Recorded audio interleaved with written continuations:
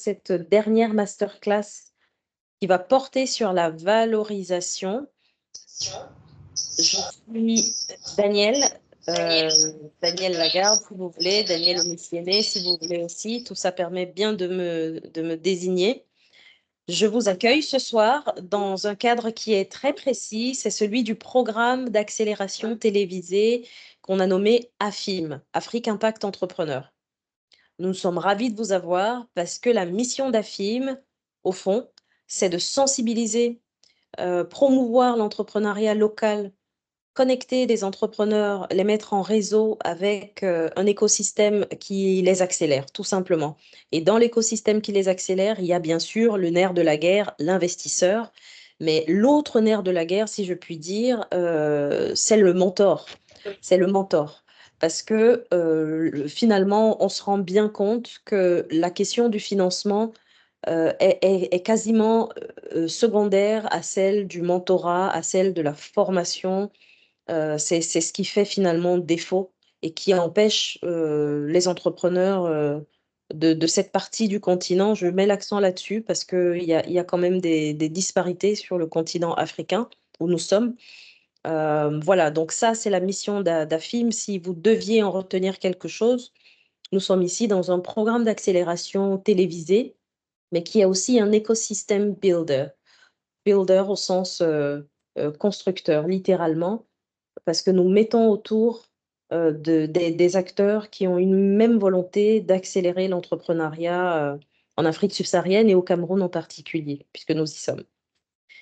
Vous verrez que parmi les participants, là, nous sommes encore peu nombreux, mais en général, d'autres nous rejoignent et j'espère que nous serons très nombreux in fine. Parmi les participants, nous avons des membres de la cohorte d'AFIM et des invités spéciaux. Donc, vous qui n'êtes pas membre de la cohorte, sachez que vous êtes spéciaux, puisque vous êtes ici ce soir avec nous. C'est la 3e édition. Tout le monde n'a peut-être pas participé aux 2 précédentes. On a posé le cadre avec des concepts, des exemples concrets. On a introduit Certivalo, qui est la certification développée par notre triple best mentor qui nous accompagne ce soir et sur laquelle nous nous appuyons finalement pour apporter cet éclairage sur la valorisation des entreprises. On a donné déjà quelques clés. Là, c'est vraiment ce que j'ai gardé moi, des éléments à partir desquels un entrepreneur ou un investisseur va apprécier la valorisation. Et aujourd'hui, on va finir notamment, je dis notamment parce que c'est sans doute pas exhaustif, et TBM sera là pour me compléter plus tard quand il prendra la parole. On finira notamment par le tour de table en lui-même, qui est dans le processus une étape importante. Donc déjà, je voudrais vous féliciter parce que vous êtes là ce soir. D'autres ne sont pas là. C'est un vendredi soir. C'est pas toujours évident un vendredi soir d'aller se former. Mais vous êtes là, donc félicitations. Félicitations aussi à ceux qui sont arrivés à l'heure et à ceux qui nous rejoignent au fil de l'eau. Vous êtes au bon endroit. J'ai mis dans le chat un lien que je m'en vais remettre, qui est un sondage.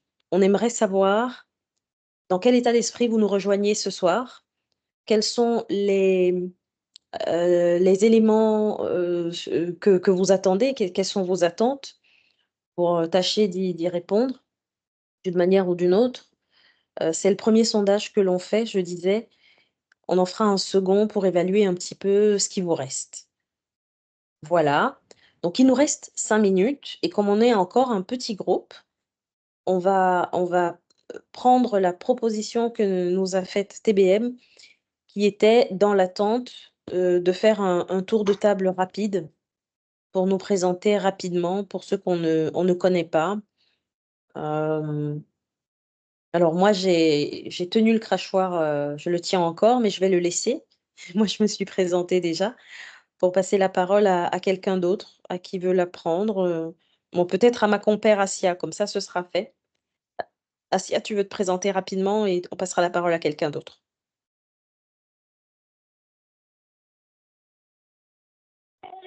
Bonsoir à tous, je suis Mbo Asia Stéphie. Désolée, il y a mon fils qui pleure. Dans le cadre du programme AFIM, je suis coordonnatrice projet. Et c'est un plaisir encore pour la 3e fois de vous avoir dans le cadre de ces masterclass. Merci Assia. Qui veut prendre la parole après Assia?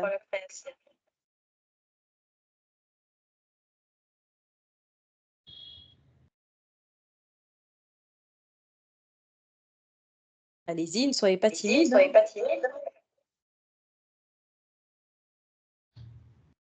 Mon objectif est de commencer à 30. Alors, je vais vous citer. Peut-être que Fred veut se présenter rapidement. Fred, allez, à toi, rapidement. Ensuite, on va faire le tour. On va poursuivre. Bonsoir à toutes et à tous. Je suis Dr Fred Ngaba, CEO fondeur d'Ozia. Je suis assez ravi, c'est la première fois que je participe. Et je suis vraiment assez excité et espère sortir de là avec quelque chose de nouveau, quoi. Super. J'ai l'impression d'être bien entouré et je suis vraiment ravi, en fait. Merci. Ah, génial. Merci, docteur Fred Ngaba. C'est un plaisir. Vous voyez, c'est intéressant de se présenter rapidement. On ne savait pas qu'on avait le docteur Fred Ngaba avec nous et il est là. C'est un honneur pour nous de vous avoir ou de t'avoir. J'ai tendance à tutoyer les gens, ça ne dérange personne. Merci. Alors, on va peut-être continuer avec Boris.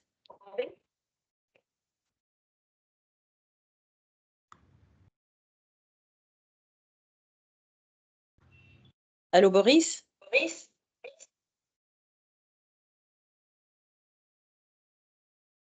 En attendant Boris, peut-être que Daniel, que j'ai eu tout à l'heure, voudrait se présenter rapidement. Daniel Malaga. Ok, bonsoir, je venais de remplir formulaire. Oui, je suis Daniel Cyrano Malagal, cofondateur et CEO de 3D Animation Camer, producteur, réalisateur de films de séries animées. Donc, voilà. Merci Daniel, merci beaucoup. On va continuer. Alors, je regarde des personnes avec qui j'ai pas le plaisir d'échanger souvent, donc que je ne connais pas. Allez, on va continuer avec Jonathan, parce que pour le reste, je crois que je vous connais un peu. Jonathan, à toi. Ok, bonsoir à tout le monde. Je suis Jonathan J2, co-founder de EcoVert, qui fait dans la valorisation des déchets agricoles pour la fabrication des emballages papier écologiques. Merci. Merci Jonathan. On va poursuivre. Patrick nous a rejoint. Patrick, tu veux rapidement te présenter pour ceux qui ne te connaissent pas?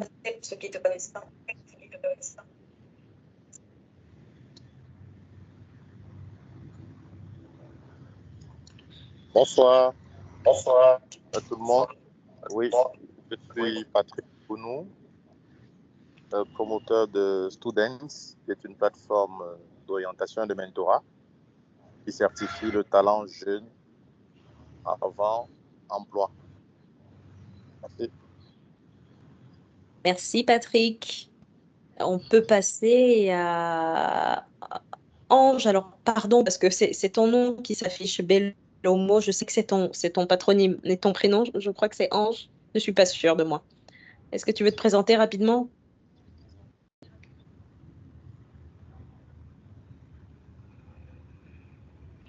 Oui, merci. Bonsoir. Moi, c'est Belomo. Mon prénom, c'est Agnès. Agnès, c'est pas Agnès, Ange. pardon. Pardon, Agnès. Je suis encore étudiante. Je suis en master de spécialisation linguistique et aspirante en entrepreneuriat. Bon, je suis ravie de faire partie de l'équipe. Super. C'est intéressant d'aspirer à l'entrepreneuriat. Ça peut valoir une dissertation, ça. Ok, merci Agnès. Et on va finir, je crois, avec le coach Achille.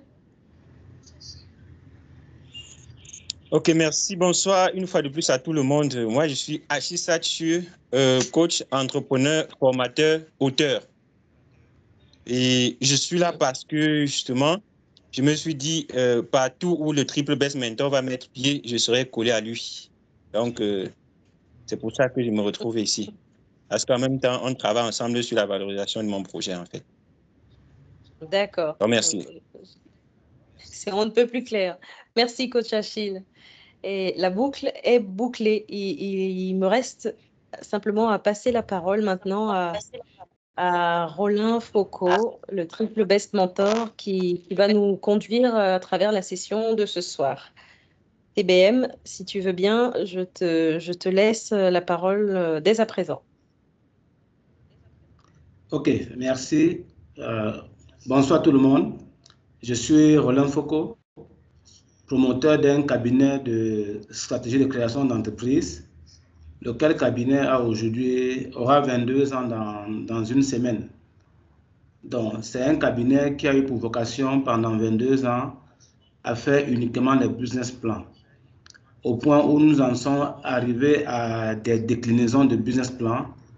Donc, pour nous, in fine, le business plan a plusieurs définitions qui comprend bien évidemment la gestion de projet, le leadership et la recherche de financement que nous appelons aujourd'hui la recherche de ressources. Donc voilà globalement ce que nous appelons business plan. Et dans une certaine globalité, aujourd'hui quand nous avons un interlocuteur, ce que certains vont appeler client, donc quand nous avons un entrepreneur qui nous sollicite, nous prenons soin de son patrimoine personnel et du patrimoine des parties prenantes qui vont l'accompagner. C'est pour ça d'ailleurs que le premier tour d'étape, tel qu'on va le voir, n'est qu'une étape dans la recherche de financement que nous appelons aujourd'hui recherche de ressources, et que dans le cadre de l'optimisation du patrimoine des parties prenantes, au-delà du patrimoine du porteur de projet ou de l'entrepreneur qui est optimisé, nous permettons donc qu'une partie de son patrimoine soit mise en bourse. C'est ça qu'on appelle l'introduction en bourse, au troisième tour d'étape dans notre théorie.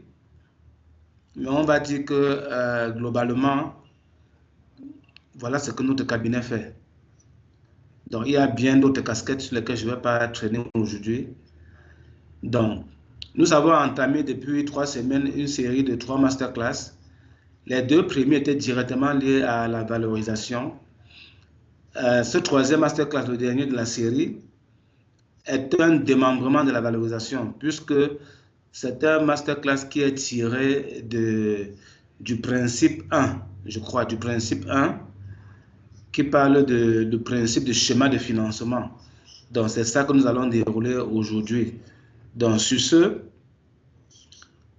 aujourd'hui, à l'ordre du jour, ou bien nous allons décrire, commencer par une introduction, voilà. Et dans cette introduction, nous allons découvrir que ce masterclass, dans ce masterclass, nous allons voir comment légalement constituer les entreprises ambitieuses qui, dès le départ, ont fait une planification dans la durée de leur cycle de financement. Et nous découvrons que cette planification justifie la composition de l'actionnariat de base et la mise en place d'une gouvernance conséquente pour les enjeux futurs. Je pense que là, on a essayé d'étaler les ambitions et les enjeux de l'entreprise afin que les uns et les autres prennent conscience que la notion de business plan est une notion profonde qui appelle surtout à beaucoup de stratégies. Alors, à l'ordre du jour, nous allons commencer par avoir des généralités sur l'ouverture de capital. Ensuite, nous allons voir le concept de base de l'ouverture de capital.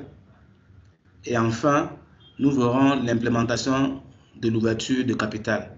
Parce qu'en fait, le premier tour d'étape, c'est tout simplement le fait de vendre une partie de ces actions à une cible bien déterminée.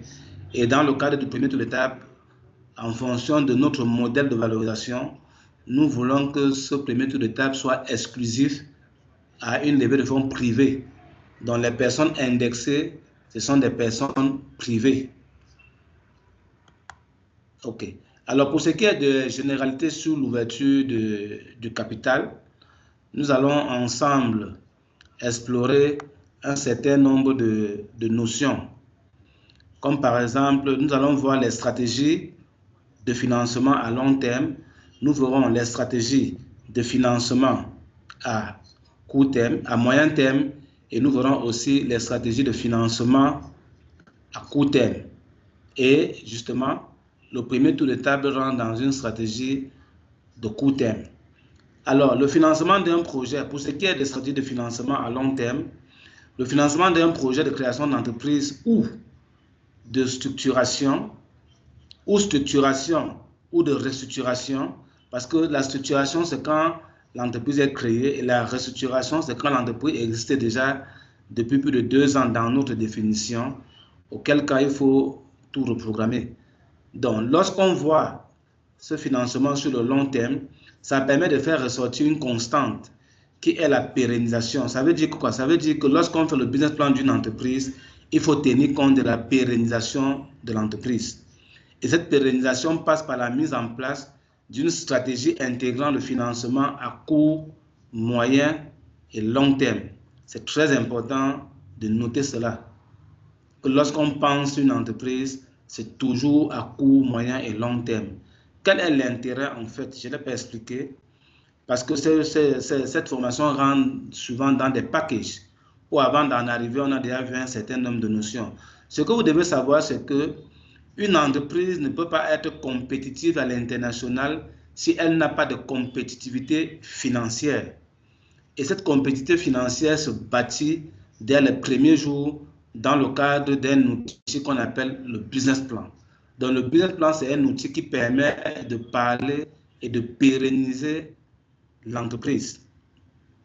Alors, qu'en est-il de la stratégie à moyen terme? Non, le deuxième volet, concernant toute la stratégie à long terme, le court terme ici, puisqu'on l'a dit, ça concerne nous avons dit cette pérennisation passe par la mise en place d'une stratégie intégrant le financement à court, moyen et long terme.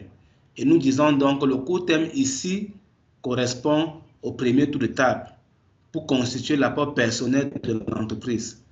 Vous devez aussi le savoir très clairement. Lorsqu'on parle d'apport personnel, dans le cadre d'une opération financière, il ne s'agit pas de l'argent de celui qu'on voit le plus souvent, c'est-à-dire du chef d'entreprise ou du directeur général.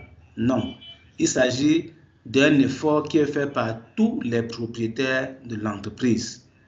Même lorsqu'on demande une garantie, il ne s'agit pas uniquement de la maison du directeur général, il s'agit d'une contribution que tous les acteurs propriétaires de l'entreprise doivent faire afin que l'entreprise puisse honorer à ses propres engagements qu'on appelle apport personnel face à un financement qui généralement est le financement lié à un plan d'investissement.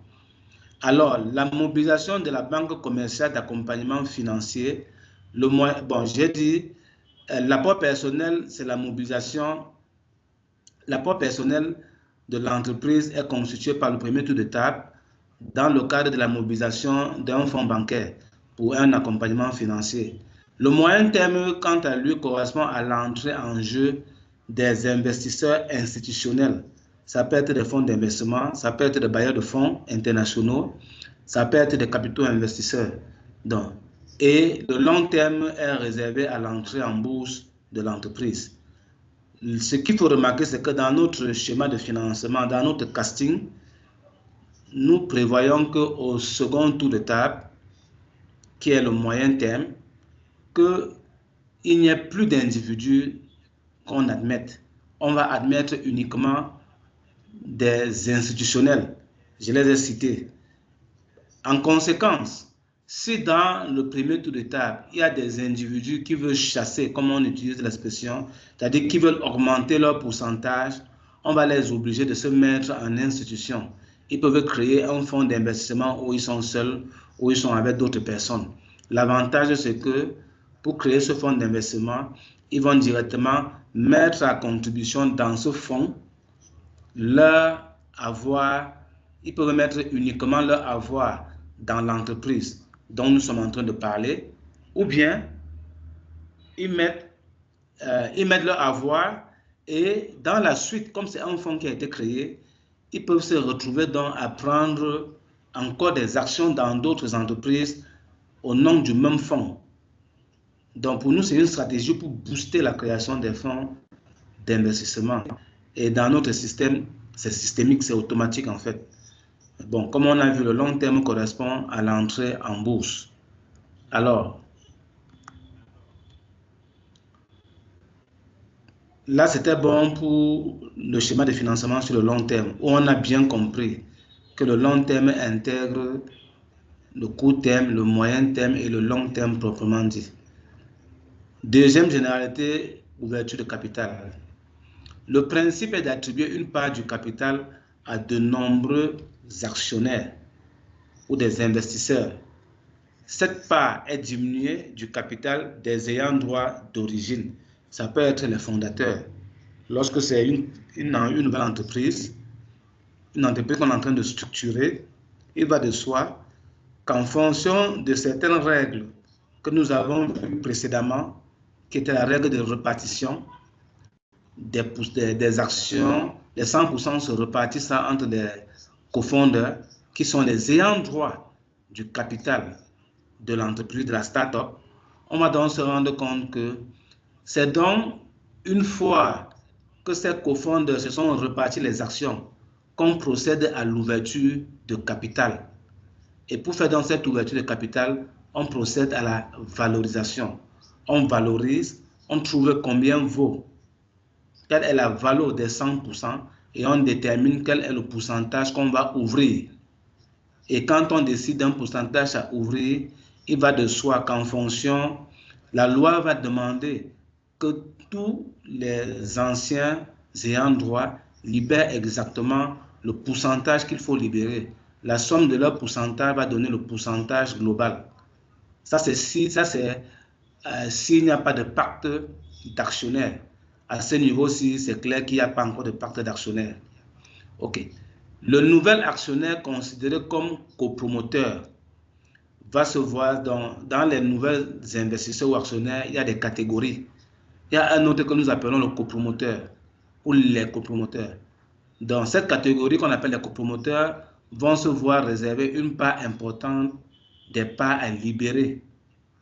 Et au final, cette opération permettra de modifier le rapport de force entre les actionnaires de la société.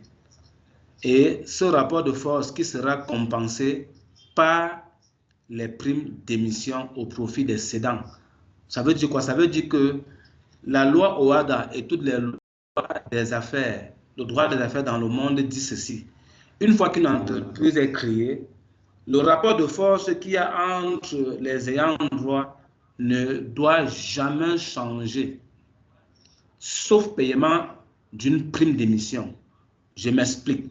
Si au départ, Asia est dans une entreprise avec Daniel, Daniel a 60%, Asia a 40%, quel que soit ce qui arrive, il faudrait toujours que le rapport, faites le rapport, ça va faire quoi? Ça va faire quoi? Ça va faire... bref, s'il y a une troisième personne, il faudrait que le rapport de force qui était de 40-60 entre Assa et Daniel soit maintenu. En conséquence, si on ouvre 20%, Assa doit donner 20% de ce qu'elle a, Daniel doit donner 20% de ce qu'elle a. On est au moins sûr que le rapport de force entre Daniel et Assa a été respecté. Ça, c'est d'un. De deux, la nouvelle personne qui arrive, parce qu'il a grignoté quand même quelque chose, le rapport de force est maintenu entre Daniel et Asia. Mais vous vous rendez compte que maintenant, il y a une troisième personne. Si par exemple, si Asia libère, on va faire un calcul rapide, hein, 10% de 40%, ça fait 4. Donc Asia a libéré 4. Daniel a libéré 6, qui est 10% de 60%. Vous verrez qu'à la fin, Asia aura 36, Daniel aura 54 et la nouvelle personne aura 10%. Donc le rapport de force entre Asia et Daniel n'a pas changé, mais sur 100%, par rapport à la nouvelle géographie du capital, Asia a perdu dans la globalité de 100. Elle est maintenant à 34%.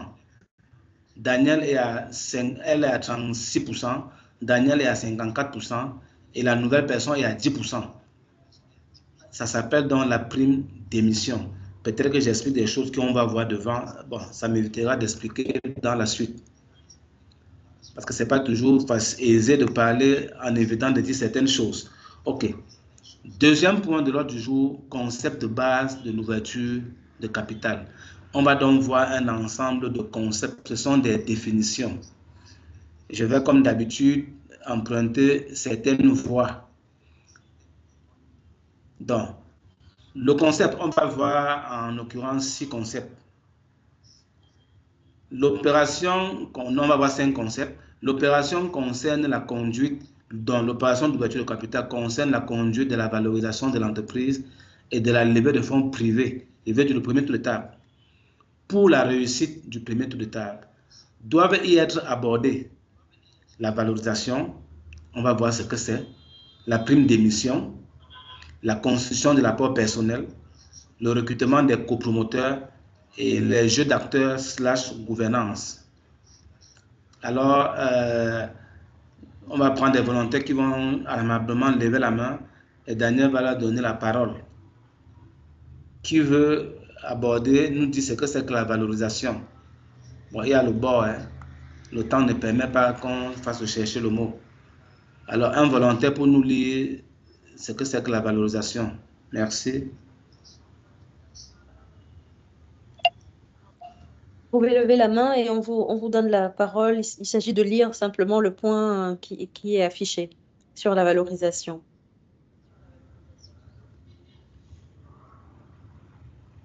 Ah, merci Agnès. Et Jonathan. Mais Agnès, vas-y. Oui, Jonathan va lire la suite, va lire le deuxième point. Agnès, on t'écoute. Merci. La valorisation est la constatation de la prise de valeur globale du projet, partant de l'idée jusqu'à son développement au moment de l'ouverture du capital. C'est un prix de marché à proposer à toute personne non fondatrice ayant droit de la valo et qui a eu l'honneur d'être choisi pour faire partie des futurs actionnaires de la société. OK, donc la valo, c'est quelque chose qu'on fait à chaque temps. Jonathan prendra la parole dans la suite. La valo, c'est quelque chose qu'on fait à chaque temps qu'on veut vendre l'entreprise. C'est une notion clé. On valorise à chaque temps qu'on va avoir une opération. Ça peut être une fusion, une acquisition, une vente, une cession. Donc, lorsqu'on veut restructurer le capital, il faut faire une valorisation parce que ça s'assimile à de la vente. Et la condition pour qu'il y ait vente, c'est qu'on doit avoir un prix. Sinon, il n'y a pas vente. Et ce prix-là, donc, c'est ce prix qu'on essaye de calculer de façon très sophistiquée par des mécanismes d'ingénierie financière. Et ce prix a pour bénéficiaire les ayants droit et les personnes non fondatrices. Ça, c'est quand c'est au tout début. Les ayants droit, c'est ceux qu'on trouve. C'est eux qui ont droit à la valo. Quand on fait la valo, c'est leur patrimoine qui a été, je n'ai pas envie d'utiliser le mot évalué, c'est leur patrimoine qui a été quantifié dans la sphère d'une entreprise. C'est ça, la valo. Et c'est reparti, comme on le sait, en pourcentage. Et comme on l'a dit, les personnes qui sont les ayants droit de la valo font l'honneur à de nouvelles personnes qui ne sont pas encore autour de leur table, d'être donc autour de la table. C'est donc eux les futurs actionnaires. Donc c'est un honneur qu'on leur fait en les sollicitant. Je vous l'ai dit, le premier tour de table est une opération privée. On va vers des gens parce qu'on les connaît. Ça peut être la famille, ça peut être les amis, ça peut être des camarades de classe. Donc c'est des personnes qui sont proches en fait.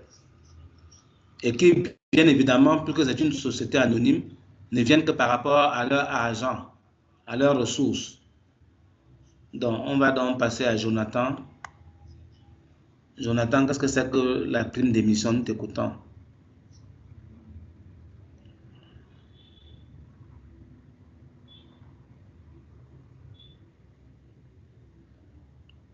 Oui. Jonathan, si tu parles, on ne t'écoute pas. Ah, oh, Jonathan? d'accord. Ah oui, super. OK. Concept de base, prime d'émission. La prime d'émission représente la contribution des nouveaux actionnaires à l'évaluation de l'effort des initiateurs du projet au vu du paramètre anti-frustration. C'est le prix de cession des droits au capital appartenant aux fondateurs de l'entreprise. Ok, merci Jonathan. Donc, on l'a bien dit, la prime d'émission représente la contribution des nouveaux actionnaires à l'évaluation de l'effort. Donc, ici, il y a un effort à calculer. Sans le calcul de cet effort-là, il y a donc une frustration. On l'a vu la dernière fois, à travers le principe de gestion des effets de frustration. Dans notre théorie, ça s'appelle le paramètre alpha. Mais on ne va pas y arriver. C'est dans le mécanisme, c'est un autre module qu'on n'a pas vu dans le cadre de cette mini-série à AFIM. C'est dans les mécanismes qu'on voit le paramètre alpha qui est le paramètre anti-frustration. Donc, c'est donc un prix, je l'ai dit, l'OATA demande que lorsque on bouge le capital, si quelqu'un doit perdre le rapport de force, il faut le dédommager. C'est ça qu'on appelle le droit au capital. Après, quand vous entrez dans un capital, le montant du capital qui représente votre pourcentage vous appartient. Alors, pour que ce montant vous appartienne, vous devez payer celui qui avait ça avant, pour qu'il vous donne le droit de détenir cette action-là. Donc, ce n'est pas une histoire où j'ai une action qui vaut 100 000. Vous venez, vous me donnez 100 000, je vous donne l'action. Non, ce n'est pas ça. Ce n'est pas comme ça que ça se passe. En affaires, il faut payer un droit pour accéder autour de la table, pour accéder à la table, si vous voulez, et être cette fois-là autour de la table. Et là, nous sommes dans les mécanismes du premier tour de table. Ok, un volontaire pour la suite. Constitution de l'apport personnel. À qui la parole?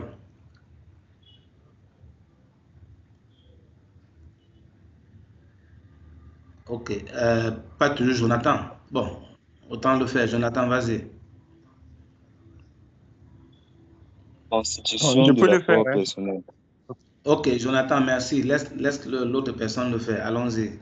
Qui C'est se le coach présente? Olivier. OK. Merci. Constitution de l'apport personnel. Le schéma du financement tient compte d'un apport personnel du projet à constituer lors de la création de l'entreprise. Cet apport est la somme du montant du capital souscrit par les futurs actionnaires du projet et leur constitution au compte courant actionnaire de l'entreprise. Voilà. Donc, comme on vous l'a dit, le nerf de la guerre, c'est l'apport personnel. Il faut encore qu'on explique bien cette affaire-là. En fait, dans les règles financières, on dit souvent que pour réaliser un investissement, si c'est un investissement de 100 milliards et que vous sollicitez les financiers, ils vont vous dire quelle est votre propre contribution. Une chose de bien claire que vous devez noter, la propre contribution, c'est la contribution du projet et non d'un individu. Il faut qu'on soit clair dessus. Si vous êtes 10, c'est la contribution des 10 personnes. Ce n'est pas la contribution de celui qu'on voit tous les jours monter et descendre et qu'on appelle le patron et qui souvent est un employé. Mieux encore, il ne connaît même pas qui sont les patrons de la boîte. Ce n'est pas ça. La déformation que nous avons, c'est que dans notre environnement, lorsque vous montez une affaire avec un ami, il fuit pratiquement avec l'entreprise. Ça veut dire que quoi? Vous n'êtes plus au courant de rien. Il ne vous rend compte de rien sur une dizaine d'années. Il fait tout seul. Il s'achète des biens avec les fonds de l'entreprise, que ce soit des maisons, des véhicules, tout ça, à son nom. Pourquoi? Parce que la banque va demander des garanties. Au départ, il n'a pas cette intention-là.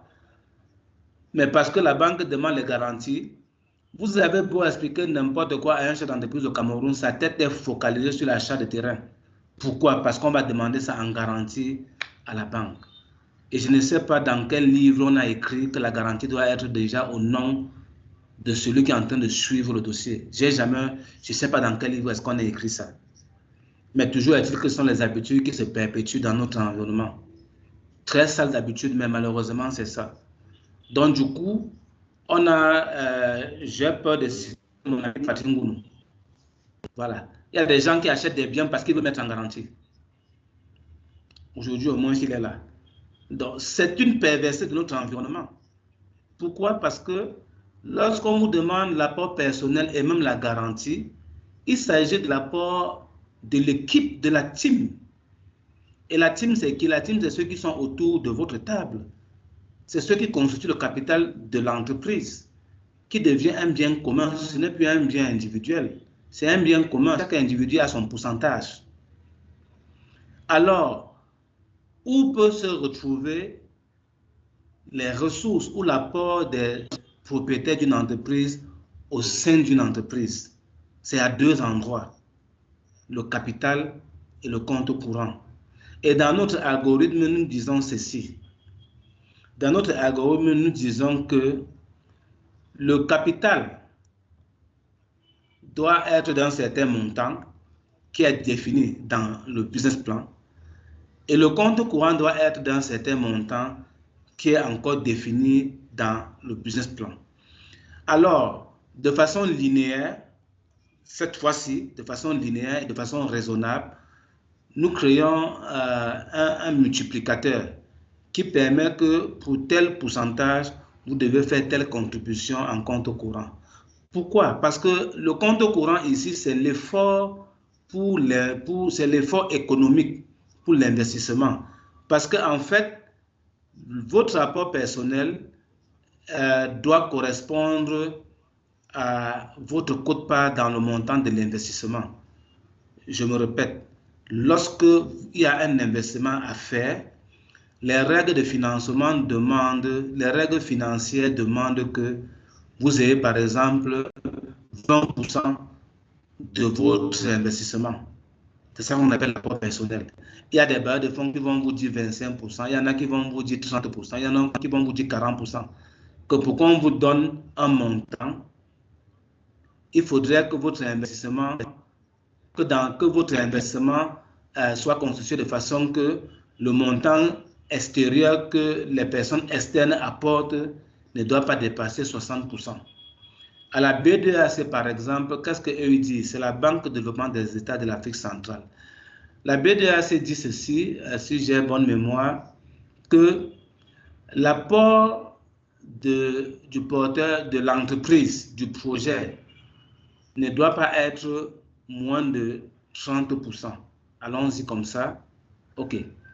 Et que l'apport de la banque locale qui va héberger les fonds que la BDAC va mettre à disposition ne doit pas être plus de 20%. Ça veut dire que la BDAC elle-même, quand vous lui soumettez un dossier de financement qui correspond exactement à un montant d'investissement, ils sont partants pour 50% lorsque, je ne sais pas comment on appelle ça en mathématiques, lorsqu'on égalise. Donc, si on veut saturer la banque locale, on va dire la banque va apporter 20%. Ça respecte les règles de la BDAC. Si on veut saturer le porteur de projet, on va dire le porteur de projet apporte 20%, 30%. Ça fait 50%. Et la BDAC apporte 50%.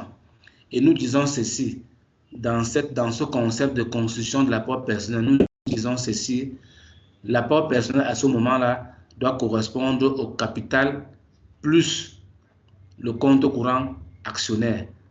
Et ces deux montants appartiennent aux actionnaires. Donc, je ne vais pas être plus long. Je pense qu'on s'est compris. Alors, la prochaine notion, la quatrième,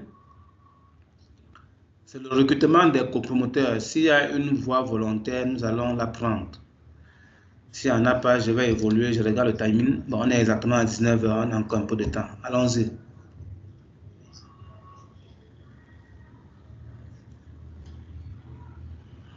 Ok, je vais y aller. Ok, Le on t'écoute. recrutement des copromoteurs. Globalement, il est question de procéder au recrutement des personnes à charge de la promotion du projet qui viendront se joindre aux fondateurs pour porter le projet auprès d'autres cibles plus intéressées par un investissement spéculatif.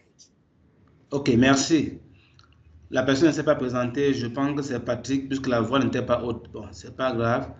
Donc, écoutez, ici ressortent deux notions qu'on n'a malheureusement pas vues, puisqu'on n'a pas fait tous les, on n'a pas fait tous les principes. Dans les principes, il y a le principe de copromotion.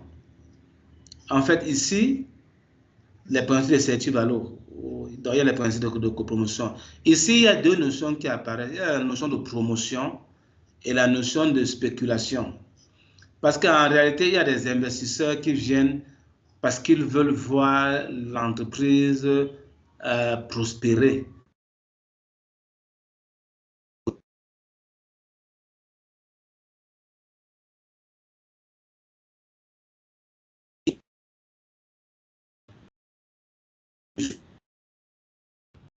Là-bas, je vais bien faire une précision. C'est ce qu'on appelle l'éthique. Les amis, l'éthique, c'est un ensemble de règles pour protéger une corporation. Bon, ça, c'est la déontologie. Et l'éthique, c'est similaire. L'éthique, c'est quand il y a des gens qui ont des intérêts et ils ne veulent pas que des personnes qui ne connaissent pas leurs intérêts viennent mettre le sable dans leur tapioca. Alors, quand vous travaillez dans une entreprise et que vous n'êtes pas actionnaire, ça va de soi que l'éthique de votre entreprise peut vous interdire d'être fournisseur dans votre entreprise. Ça, c'est clair. Il y a beaucoup de multinationales où on interdit aux employés de tirer sur les ficelles, c'est-à-dire d'être derrière des marchés ou ainsi de suite. Ça, c'est interdit parce que c'est un privilège qui revient aux actionnaires. Les actionnaires sont les propriétaires. Ils n'ont pas créé leur entreprise pour vos beaux yeux. C'est eux qui fixent les règles.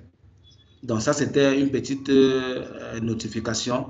Donc, dans ce concept, on ne retient pas seulement copromoteurs. Donc, c'est des gens qui viennent parce qu'ils ont des idées derrière la tête. C'est des gens qui viennent parce qu'ils ont des ressources que l'entreprise utilise. La preuve, ils sont prêts à mettre leurs ressources dans le capital et à continuer à mettre leurs ressources à disposition dans le cadre du fonctionnement ordinaire.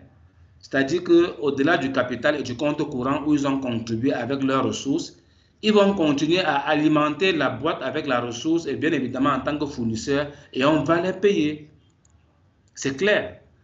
Et ils vont au-delà. S'il faut recruter un DG, ils vont contribuer. S'il faut chercher des marchés, ils vont contribuer. Bref, ils compatissent au fonctionnement de l'entreprise. Et on a bien dit, et eux aussi, ils aident à recruter les investisseurs spéculatifs. C'est ceux qui disent, mon agent travaille pour moi. Ils mettent leur argent et ils partent. Donc, ils dorment et leur agent travaille pour eux. Ce qui n'en est pas moins pour les promoteurs. Ça, c'est clair.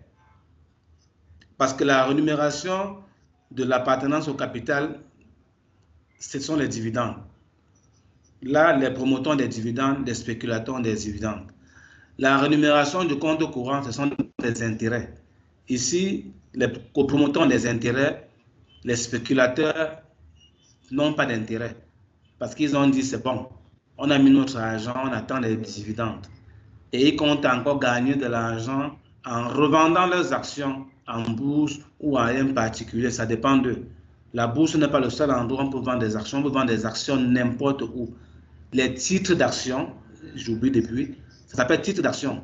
Pour que vous compreniez bien que Samouraché au titre foncier, c'est une grosse bêtise. Les titres d'action sont 1 milliard de fois plus valorisants que les titres fonciers dans tous les pays au monde. Certains veulent souvent défier ce que je dis là, mais ça a l'air risque et péril. Les actions sont 1 milliard de fois plus rentables que le terrain. Il faut bien noter ça. Et les actions ont tellement de leviers qu'on ne s'imagine pas. Bon, à condition que les marchés boursiers fonctionnent. Ça aussi, c'est quelque chose qu'il faut signaler. Donc, je ne vais peut-être pas être plus long. Si les gens ont des questions, bien évidemment, je peux être interrompu à tout moment. Vous levez juste la main, Daniel vous donnera la parole. À défaut, il y aura à la fin, on fera une session de questions-réponses. Alors, allons dans le dernier concept. Un dernier volontaire pour lire, s'il vous plaît.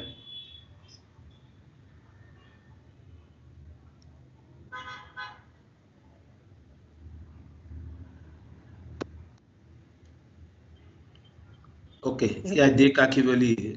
Présente-toi et lis, s'il te plaît. C'est moi-même, hein, c'est Daniel. Je peux lire si tu veux. Ok, Donc, vas-y. le jeu des acteurs gouvernance, l'avantage des fondateurs et personnes jouant le rôle de promoteur est le droit au contrôle de la société qui leur est concédé dès le départ et qui parfois motive leur choix de prendre des parts plus importantes dans le capital de l'entreprise. Ce droit est relégué par consensus et accord mutuel sur plusieurs points. Oui, ce droit est régulé par Pardon. consensus et accord Régulé. mutuel. Et accord mutuel, bon, ça, je venais de l'expliquer. Donc, il y a des gens qui viennent prendre des actions dans une entreprise parce qu'ils veulent donc avoir l'information. Ils veulent avoir un contrôle sur l'entreprise. Ce n'est pas interdit, ça, par contre. C'est très, très légitime. C'est très légitime. Parce que l'un des droits de l'actionnaire, c'est le droit à l'information. L'entreprise doit remonter de façon trimestrielle un certain nombre d'informations aux actionnaires. Ils doivent savoir ce qui se passe. Et tout ça est encadré. Il y a des sociétés qui sont là uniquement pour l'information financière. Ils savent comment capter et diffuser l'information financière à qui de droit.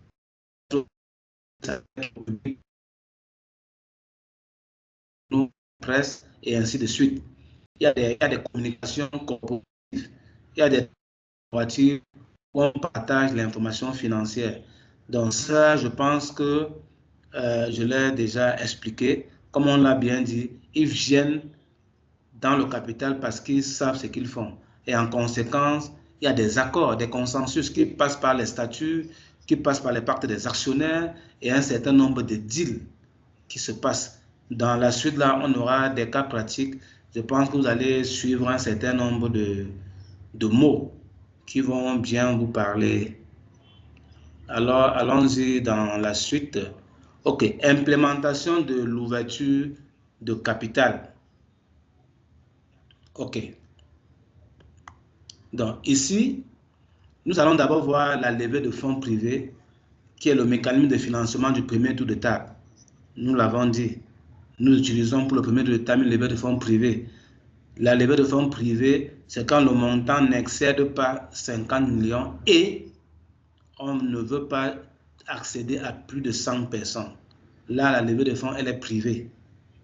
Elle est publique si le montant dépasse 50 millions et on accède à plus de 100 personnes. En conséquence, si nous voulons lever 150 milliards auprès de 3 personnes, ce n'est pas une levée de fonds publics, ce n'est pas un appel public à l'épargne. Donc, ce n'est pas une levée de fonds publics. Il faut qu'on soit clair là-dessus. Et pourquoi faire ce distinguo? Parce que les levées de fonds publics sont sujets à notification, à agrément auprès de la Consumaf, qui est le régulateur des marchés financiers dans l'espace OHADA, dans l'Afrique francophone. Dans d'autres pays, au Nigeria par exemple, c'est NAFDAC. Dans d'autres pays, il y a des institutions spécialisées. Donc, dans ce cadre-là, nous avons dans les mécanismes la constitution du lot 0 et du lot F, entre autres, bien évidemment. Nous avons la place des autres promoteurs et on a la constitution des autres lots. Ça veut dire quoi? Ça veut dire que pour faire l'ouverture des capitales, la cagnotte, qui est le montant attendu, qui correspond qui est la proportion de la valeur qu'on veut ouvrir, qu'on veut vendre. On divise ça en petits lots. Et les lots ont des tailles différentes. Vous avez les lots de 1 hectare, vous avez les lots de 500 mètres carrés, vous avez les lots de 3500 mètres carrés, les lots de 1 hectare et demi, de 4 hectares, 5 hectares, ainsi de suite. Toujours est-il que dans notre façon de faire, le lot F, c'est le lot du PCA. Ça, c'est pour une création. Ce lot est dévolu ou dévolu au PCA. Donc, c'est quelqu'un à qui on donne la grosse part de ce que nous voulons vendre. C'est une bonne quote-part. Une autre part importante aussi est donnée aux autres copromoteurs. Ça va de soi que le PCA a été un copromoteur. Maintenant, s'il y a d'autres copromoteurs, les gens qui veulent prendre les gros lots sont appelés les gros porteurs. On leur donne les gros lots. Et bien évidemment, à ces lots, on a lié des privilèges. Ah oui, à ces lots, on a lié des privilèges. C'est vrai que précédemment, je n'ai pas beaucoup parlé de gouvernance. Bon, ce n'est pas grave. C'est lié à des privilèges. Et c'est pour ça qu'on n'a pas certaines personnes de prendre ces lots. Et quand ils prennent ces lots, on peut leur dire, OK, comme vous avez pris 0,1% du capital, ça c'est énorme. Ne vous fiez pas au chiffre qui est petit. C'est énorme en termes de capitalisation.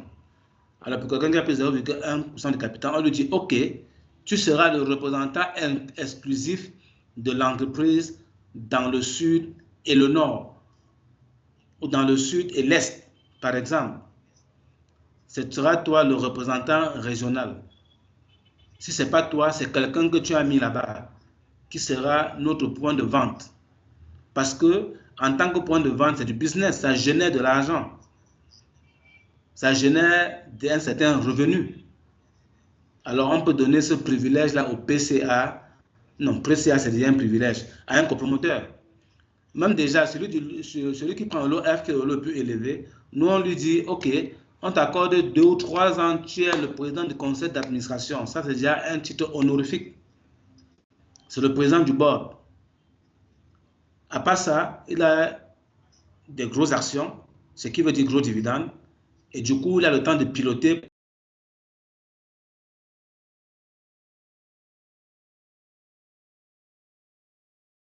C'est tout. Ou c'est lui qui nomme le DAF. Ou c'est lui qui va recruter sur les 100 chauffeurs qu'on veut recruter. On dit au PCA, bon, nous on t'accorde que tu trouves 10 chauffeurs. Il se débrouille, il fait comme il veut. 10 chauffeurs viendront à son nom. Ce sont des privilèges. Vous allez peut-être simplifier, mais ça compte. Parce que ces chauffeurs, il faut les payer. Ah oui. Donc, c'est encore des revenus.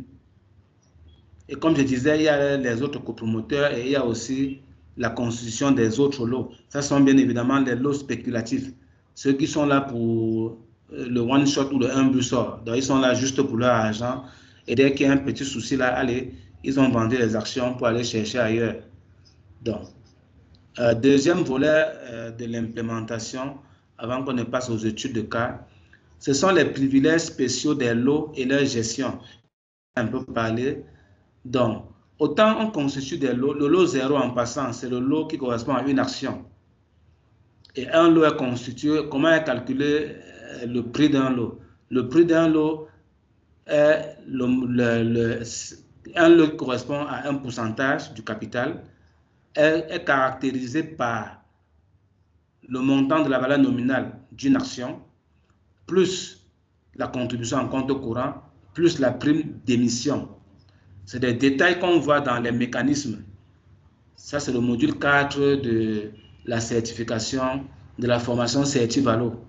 Donc, on ne l'a pas vu dans le cadre de cet exercice. Donc, la liste des privilèges et les offres prévisionnelles, j'en ai un peu parlé. Donc, pour appâter les gens pour qu'ils deviennent investisseurs, on leur présente un peu le gâteau national. Parce qu'une entreprise, c'est un gâteau.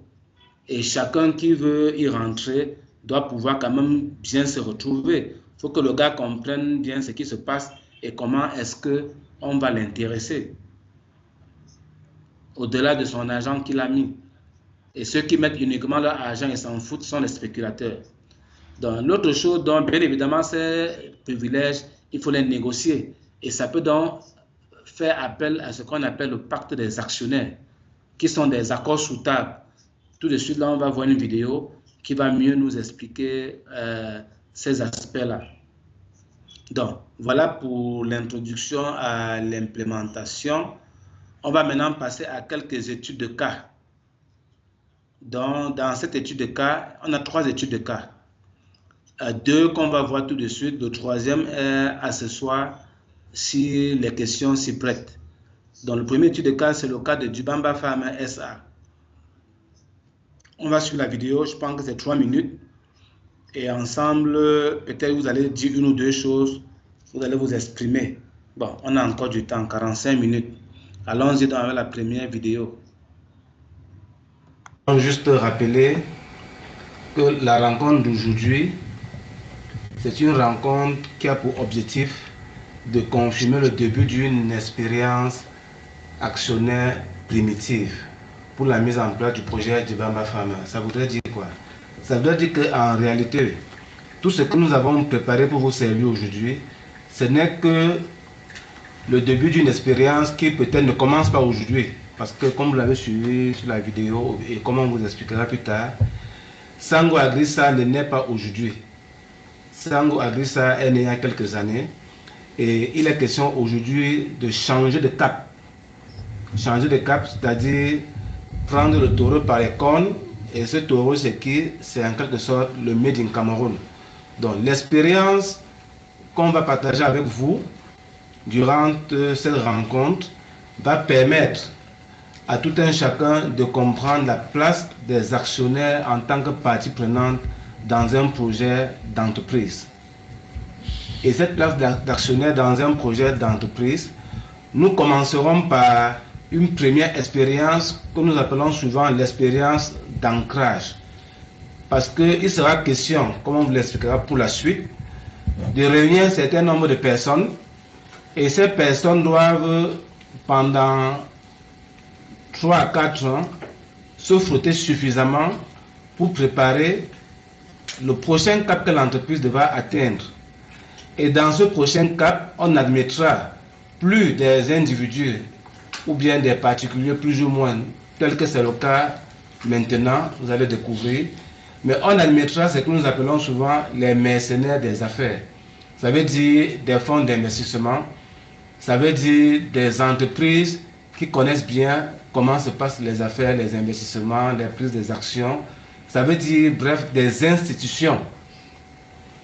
Donc, et mieux encore, l'expérience qu'on va vivre peut permettre, parce que Dibamba Farmer ou Sango Agri, qui va devenir Dibamba Farmer, appartient à un groupe d'entreprises qu'on aura le temps de vous présenter.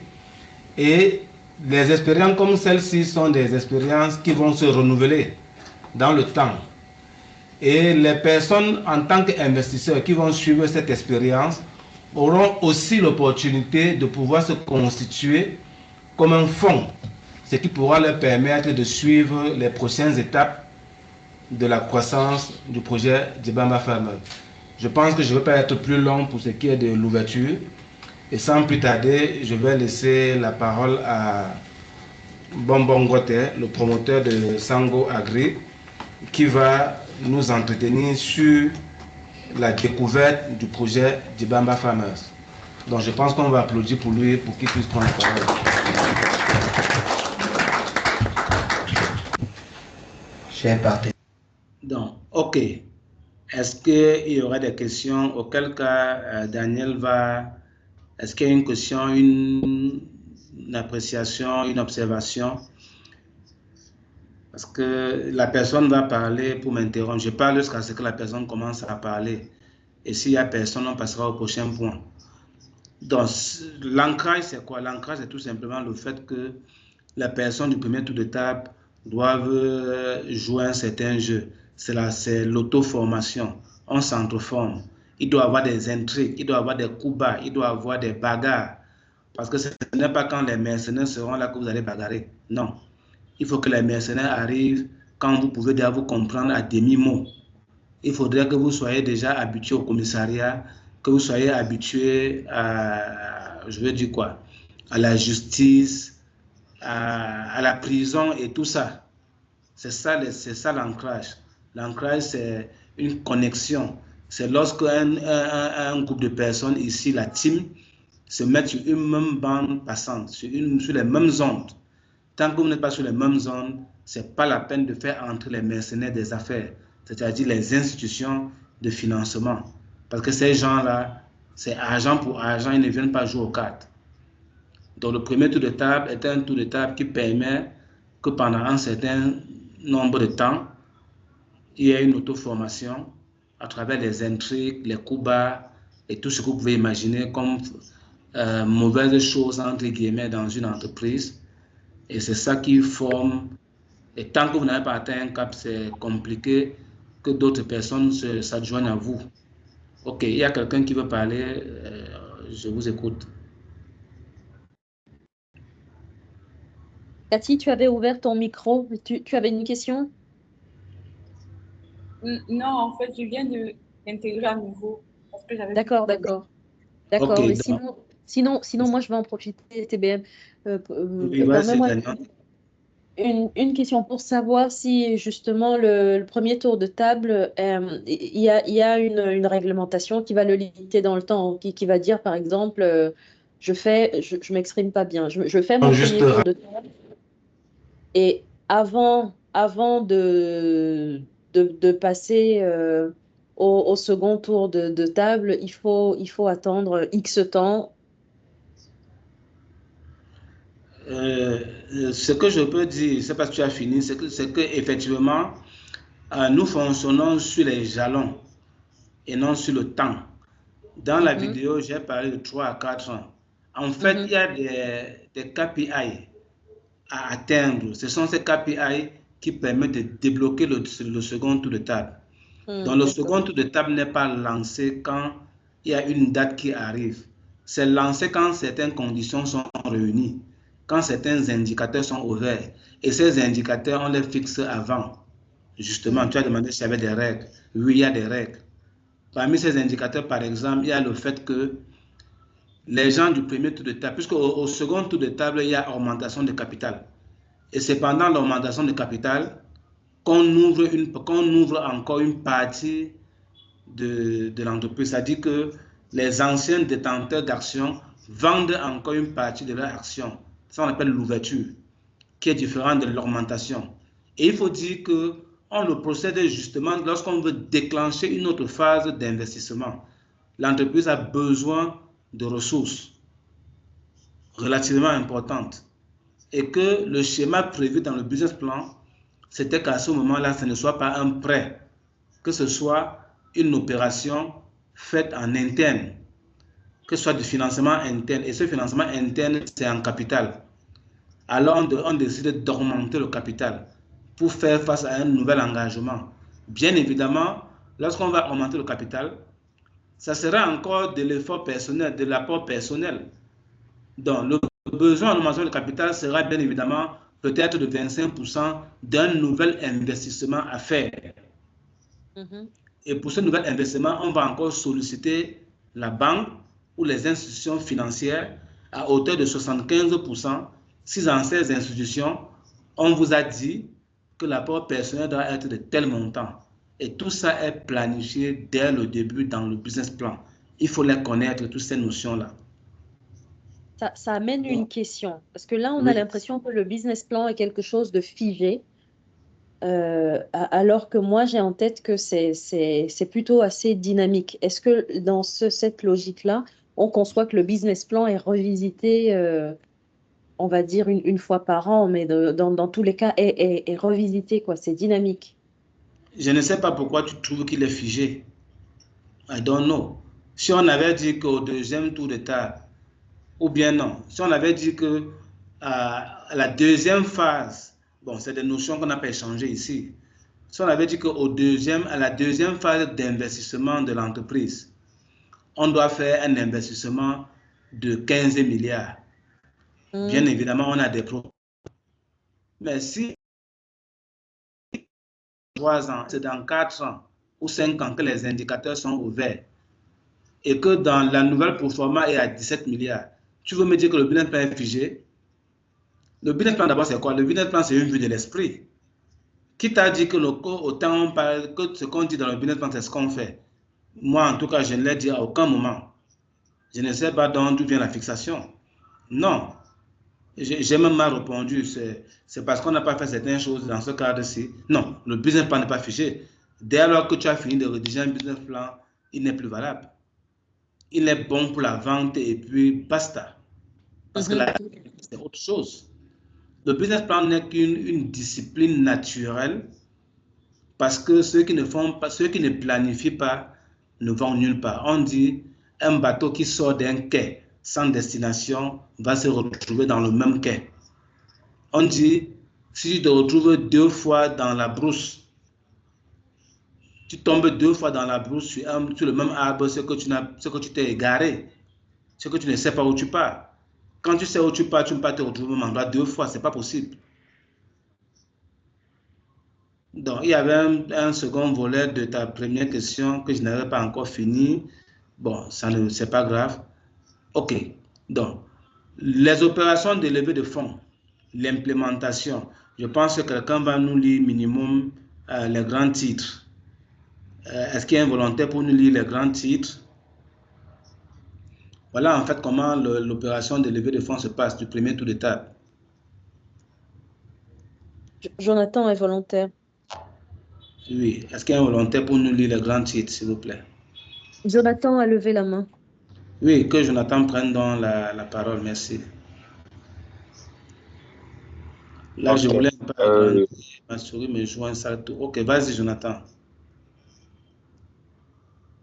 Il y a toujours la fenêtre. Oui, Ok. c'est bon, c'est parti. Premier tour de table, projet Jibamba Farm SA. Constitution, apport personnel. Première phase préparatoire. Confirmation. Oh, ok, je lis juste les grands titres. Phase préparatoire. En 2, on a communication sur la levée de fonds. En 3, mobilisation des acteurs. 4, mobilisation des fonds. Ok, ça c'est il y a plus que ça. Donc, vous voyez, donc, pour le premier tour de table, ça c'est l'implémentation de comment ça se passe. Et là, je suis en train de partager vous ce que nous avons fait dans le cadre du Bamba Farmer. Nous avons d'abord en phase 1 fait la confirmation du business plan. Vous avez vu que ça a pris 27 jours. Ici, en fait, c'est la décompilation du business plan pour l'intégrer dans l'opération de levée de fonds. Parce qu'au préalable, il y a eu une mission de business plan qui n'a rien à voir et alors rien à voir avec la levée de fonds.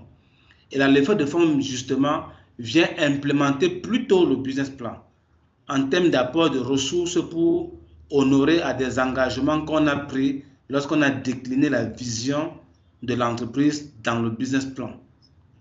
Et bien évidemment, on extrait de ce business plan un certain nombre d'indicateurs. Donc, c'est le business plan qui fait en fait le sale boulot. C'est le business plan qui fait le sale boulot. Et ici, on suppose qu'il y a déjà un business plan et on l'intègre dans le processus de levée de fonds. Ça, c'est la phase 1. Phase 2, communication sur la levée de fonds. Bien évidemment, il y a les outils cadres de communication qu'il faut élaborer. Il faut définir les supports de com. Il faut déterminer quelles sont les cibles de la com. Et il faut bien évidemment procéder à la publication des informations. Donc, à l'appel, je vais vous dire qu'ici, il faut voir si on communique avec des flyers, si on passe à la radio, à la télé, si on fait des affichages, quel est le contenu des messages, est-ce qu'il faut faire des shootings. Voilà tout ce qui est communication. Et ça, c'est du lourd. Ce sont des opérations qui sont souvent très fastidieuses. OK. Mobilisation des acteurs. Bien évidemment, il faut faire des invitations. Ça peut être des cartons d'invitation.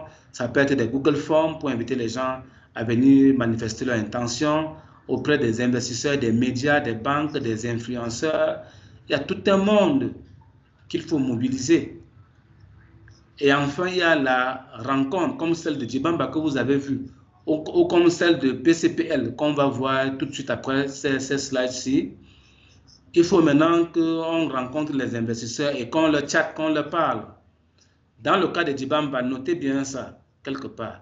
Dans le cas de Jibamba, les investisseurs ne se sont pas rencontrés le jour de la soirée. Notez ça comme ça, parce que dans le cas de PCPL qui va suivre, il y aura cette nuance-là. Il y aura cette nuance-là. Si quelqu'un pose la question, je reviendrai dessus. À défaut, on va pas s'attarder sur cette nuance que je veux apporter. Et bien évidemment, après, il y a la gestion des souscriptions. C'est-à-dire, il y a la date d'ouverture, la date de clôture, la date de fermeture, il y a la souscription et tout le processus. Bon, avec nous, tout est digitalisé. C'est des processus assez sophistiqués. Tout est digitalisé et bon, on la coule douce. Et quatrième chose, c'est la mobilisation des fonds. Ici, il faut donc faire la répartition des lots par catégorie et par privilège. On a bien évidemment le lot des fondateurs. Ça veut dire qu'on n'ouvre pas tout. On ouvre une partie. Ici, il faut que dans notre planification, qu'on revoie quels sont les lots qui reviennent aux différents fondateurs. Après, on verra le lot des copromoteurs, le PCA et les autres copromoteurs. Et on verra aussi les lots des investisseurs ordinaires. Là, je suis déjà à la ligne 23. Si, je crois que c'est assez clair. Vous pouvez agrandir manuellement l'écran. Hein. Ça, c'est possible. Chacun peut agrandir l'écran à son niveau. Voilà. Pour mieux voir, pour mieux lire. De toute façon, vous avez déjà le support. Je pense que ceux qui n'ont pas le support n'ont qu'à demander. On va leur envoyer ça inbox. Donc, à la suite, il y a maintenant la transformation statutaire. Ici, en fait, Jibamba Farmer, non, c'était plutôt Sango Agri. Sango Agri SARL avait 9 actionnaires qui passent Jibamba Farmer SA avec 45 actionnaires. Donc, cette opération a permis de recruter 36 nouveaux actionnaires. C'est ça le jeu. 36 nouveaux investisseurs. Donc, bien évidemment, il faut modifier les statuts et procéder à la rédaction du pacte des actionnaires. Vous avez vu les délais, on a 15 jours, on a 10 jours, mais croyez-moi, ce sont des opérations fastidieuses, très fastidieuses. Quand c'est la première fois, en même temps, ça peut mettre très long. Quand on est habitué, ça va vite. Et bien évidemment, l'autre volet dans la mobilisation des fonds, c'est la désignation de la gouvernance, ce qu'on appelle le jeu de position. Qui est le premier PCA? Qui sont les administrateurs? Il faut les nommer. Qui sont les membres du conseil d'administration, du conseil de surveillance, qui sont les membres, qui sont les commissaires aux comptes. Et avec notre standing de projet, il faut 4 experts comptables qui jouent le rôle de commissaire aux comptes au Cameroun. 4 experts comptables dans votre entreprise. Vous vous imaginez? Ça ne joue pas les cartes. 2 commissaires aux comptes titulaires et 2 commissaires aux comptes suppléants. Il faut un directeur général, il faut un directeur général financier, il faut un directeur technique. Voilà certains postes clés. Bien évidemment, nous n'avons pas voulu mettre au devant les avocats d'affaires, les notaires, les huissiers, les greffiers et les experts comptables. C'est tout ça qui constitue la gouvernance, ni le comité d'audit. On n'a pas voulu mettre ça au devant, mais c'est tout ça qui constitue la gouvernance. Vous voyez donc que rien que la gouvernance, c'est une quarantaine de personnes qui interviennent avant qu'il y ait un directeur général dans une entreprise. Et le directeur général, le pauvre, n'est que quelqu'un qui va subir toute la hargne et la stratégie qui a été montée en amont. C'est ça que je voulais partager avec vous, que vous compreniez la pertinence de ce qu'on appelle une start-up. Ne voyez pas les start-up américaines avec leur storytelling et puis votre interprétation linéaire ou de façade de ce qui se passe. Les amis, il y a de l'ingénierie financière derrière, ça ne court pas les rues. C'est du boulot. Ce n'est pas le folklore. Ce n'est pas un jeu de mots. Ce n'est pas un débat sur le business plan, un débat sur la levée de fonds, un débat sur le crowdfunding, un débat sur je ne sais trop quoi. Non, ça n'a rien à voir. Le débat, c'est le débat. L'ingénierie, c'est l'ingénierie.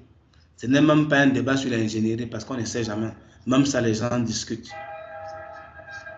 OK. L'autre volet de la levée de fonds, tout à l'heure, c'est les opérations de levée de fonds. Maintenant, il y a les opérations post-levée de fonds. C'est-à-dire quand on s'est accordé, ça c'est maintenant le point 5, on a la mise en place des organes de gouvernance, c'est-à-dire le conseil d'administration, la direction générale, le conseil de surveillance, le commissariat au compte, tout ça il faut mettre en place.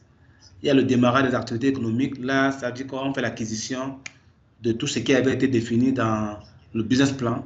Bref, on réalise le plan d'investissement. S'il faut louer un site, on loue le site. S'il faut faire des acquisitions, on fait des acquisitions. S'il faut faire des formations, on fait des formations. S'il faut acheter du matériel, on achète le matériel. Et pour ça, on peut passer en DCE, dossier de constatation des entreprises.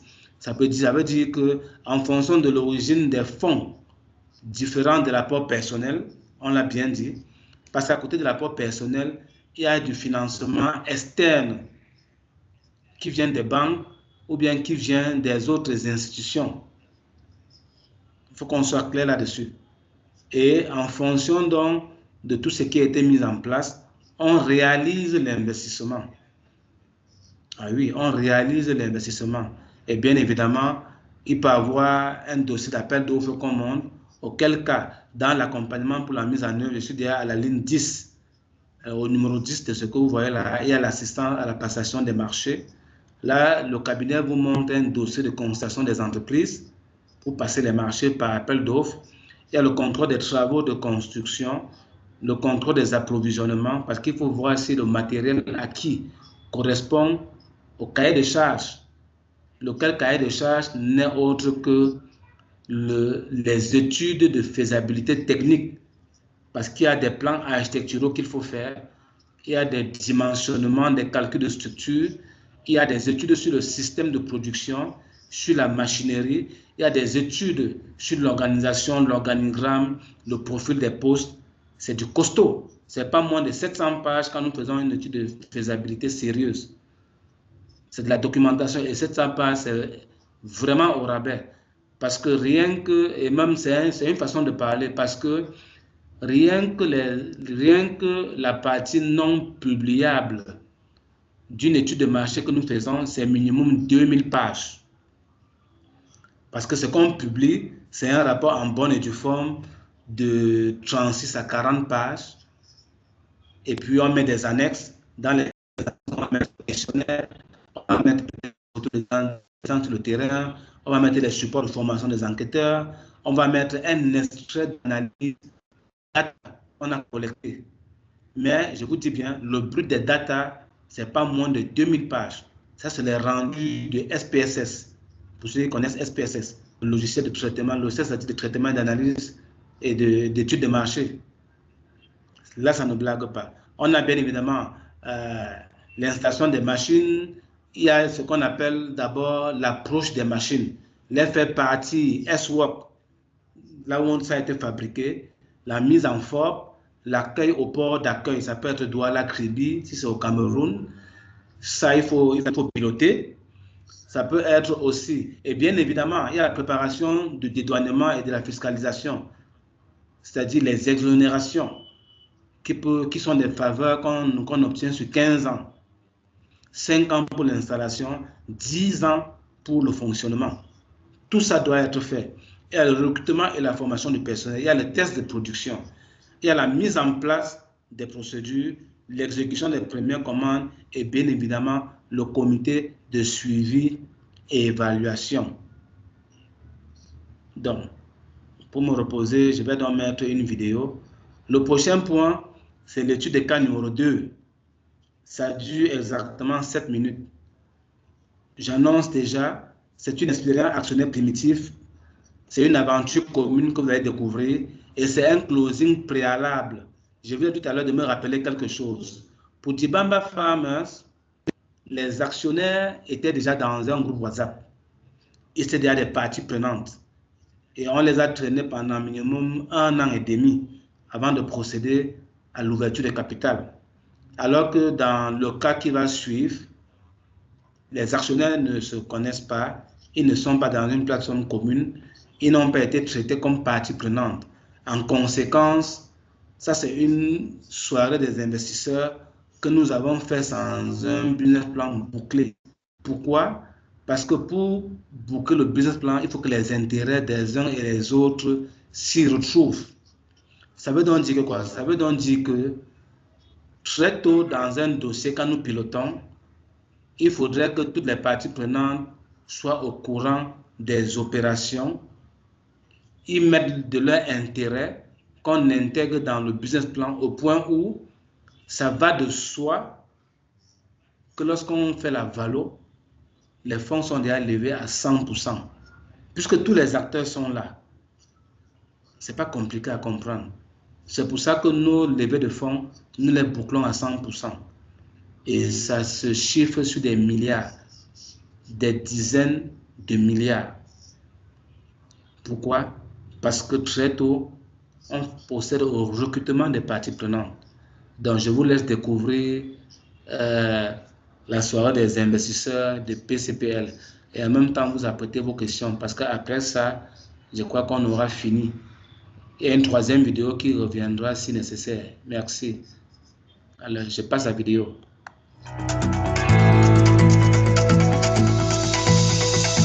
Lorsqu'un actionnaire veut partir de la société, disons comme ça, il n'est plus semble à l'aise, il a d'autres objectifs, il veut partir. Il doit d'abord notifier les actionnaires en prioritaire. Il leur dit, voilà, il manifeste l'intention de partir. Aux actionnaires de dire, d'accord, si tu vas, on rachète tes actions. Si tu vas, on les rachète, et basta, on ne veut pas une nouvelle personne dans notre société.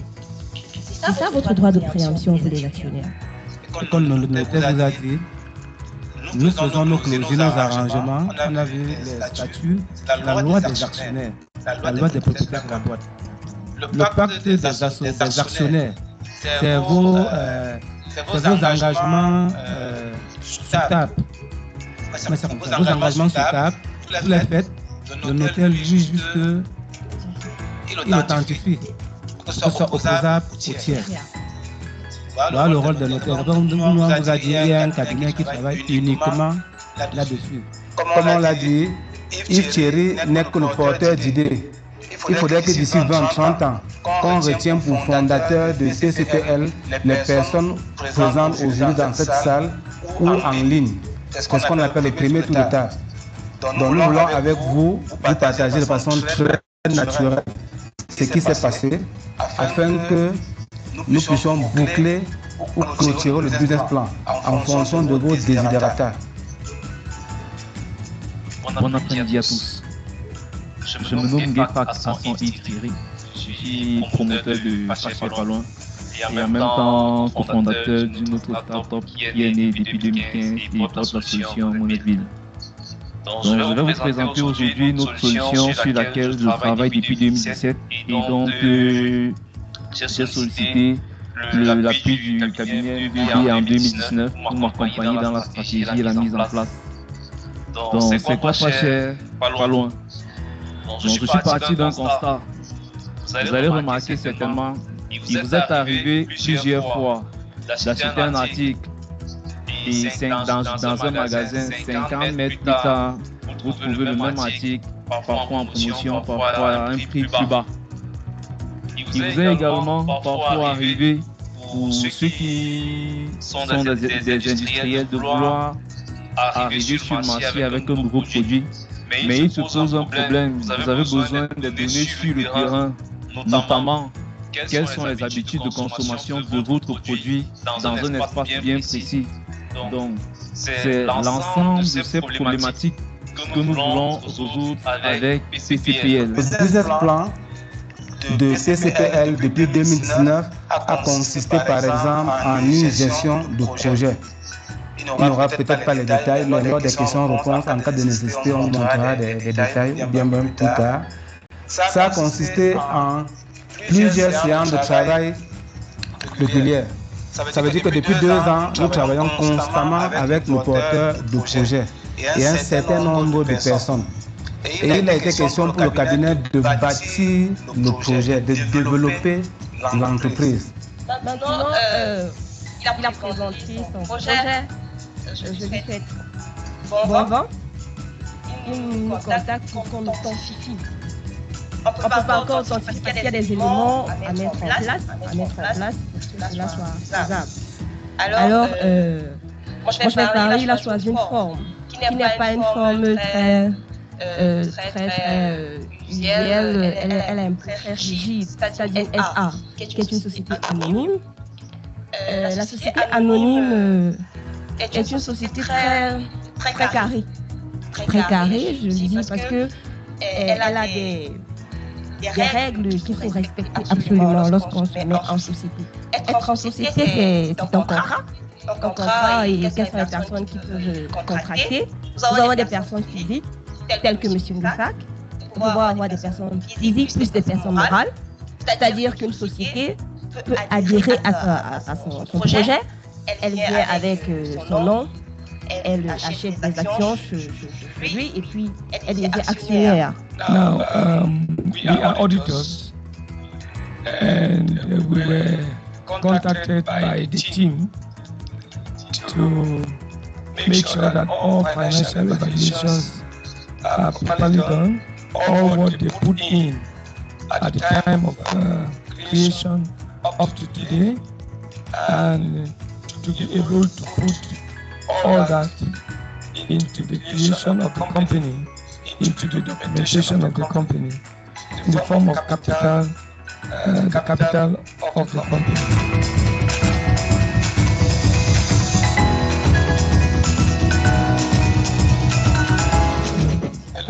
Okay. When we got involved in this project, we were given a role. And the role was to make sure that all initial expenses are properly accounted. And those expenses, and anybody who is bringing in anything in kind, are properly evaluated and reported to the right quarters. So that is what we have done. We were not coming here today to give any figures whatsoever. Thank you.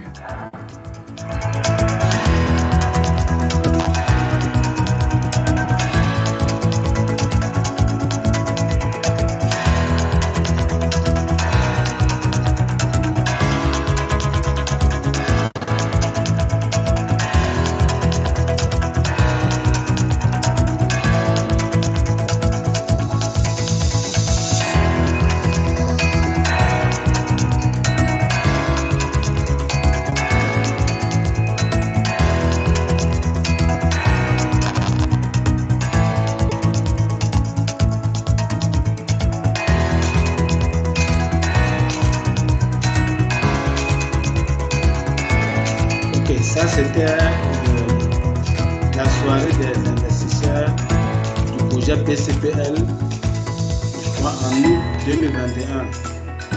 Djibamba Farmer, c'est octobre 2023 à Onomo. Onomo Hotel, c'est à Bonanjo. Et pour du PCPL qui vient de passer, c'était à Tungu Hotel. Non, pas Tungu Hotel. C'était, comment ça s'appelle, dans un incubateur. C'est un immeuble de 7 niveaux, là où vous avez CBC à Intendance Yaoundé. C'est l'immeuble où il y a la direction générale, bon, où il y a les bureaux de Express Union, disons ça comme ça. Là. Ok, les amis, voilà pour ce qui était de ce qu'on devait échanger aujourd'hui. Donc, s'il y a des questions, je vais dire que je suis preneur. Je vous remercie et merci pour votre attention. Donc, Daniel, tu as les fleurs, you have the floor. Donc, les questions, je les prends. Merci. Merci beaucoup pour cet exposé, pour les exemples que tu as pu partager. On a encore quelques minutes. Et peut-être que voilà, ce que vous avez vu aujourd'hui amène des questions qui ont été évoquées ou peut-être même pas du tout évoquées. C'est l'occasion de les poser à quelqu'un qui est rompu à l'exercice de l'ouverture de capital et à la valorisation. Donc, je prends les questions, les amis. Avez-vous des questions sur le processus, sur les principes, sur les prérequis?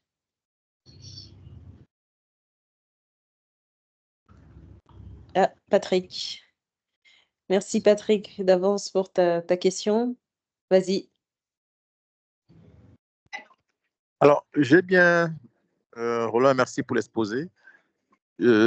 J'ai écouté avec beaucoup d'attention et je constate qu'on est plus dans le volet industriel.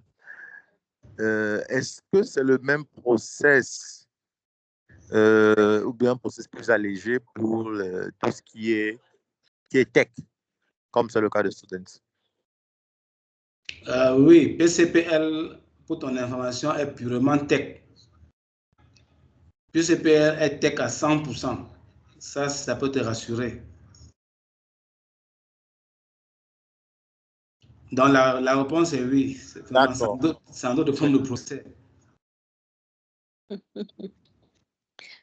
Merci Patrick pour ta question et TBM pour la réponse. J'ai vu que Jonathan avait levé la main aussi. Jonathan. Oui, alors, merci TBM pour l'exposé. Alors, ma question est celle de savoir, en fait, j'ai deux questions. La première, c'est, par exemple, pour le cas de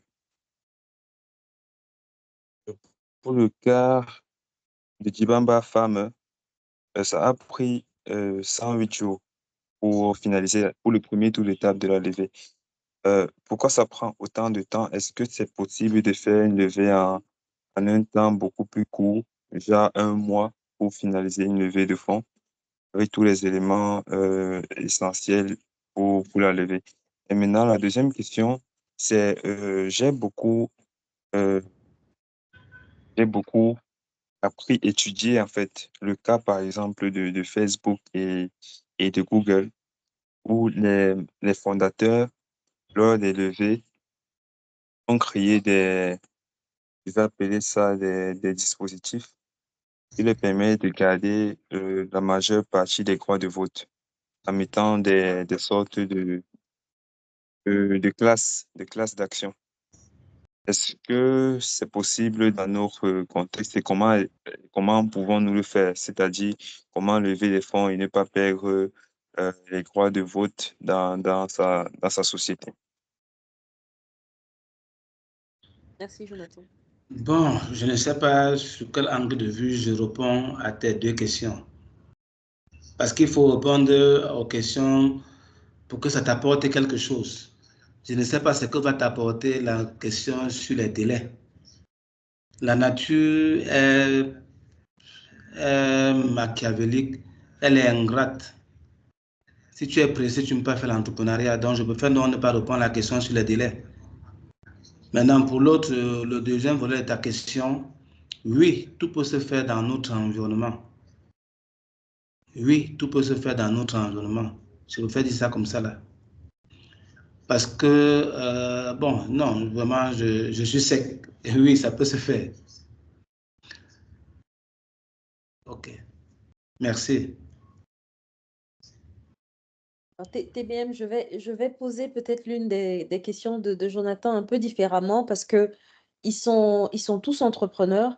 Et moi, je sais que dans la cohorte AFIM, on en a 8 qui recherchent leur premier financement externe. Donc, se pose la question du processus de levée de fonds qui passe nécessairement par la valorisation, puisque certains d'entre eux, je crois que la majorité recherchent pas à lever, pas uniquement de la dette, mais vont devoir se restructurer pour vendre des actions. Donc, ce processus, je crois qu'il y a besoin de toucher du doigt un peu les délais, d'appréhender les étapes. Il y a même une étape amont qu'on perd souvent de vue entre le moment où l'investisseur, dans notre cas particulier, hein, peut-être que dans les cas que tu as décrits, on n'était pas tout à fait dans ce processus-là, mais dans celui d'AFIM, on va avoir une LOI, une intention. Entre ce moment-là où on a une intention de la part d'un investisseur qui veut analyser le cas particulier de leur startup avant de pouvoir lui octroyer des fonds et le moment où elle reçoit effectivement les fonds, je crois qu'il y a besoin de clarifier un petit peu les étapes et les délais envisageables pour qu'ils se projettent. Oui, j'ai répondu et puis tu viens en avocate. Bon, peut-être pas du diable. Il n'est pas un diable, Jonathan. Non, le truc c'est quoi? Le truc c'est que j'ai bien suivi tes propos, mais c'est un agencement de mots. Et l'objectif de ce type de formation, c'est de décomplexifier les acteurs de notre écosystème. C'est ça le truc.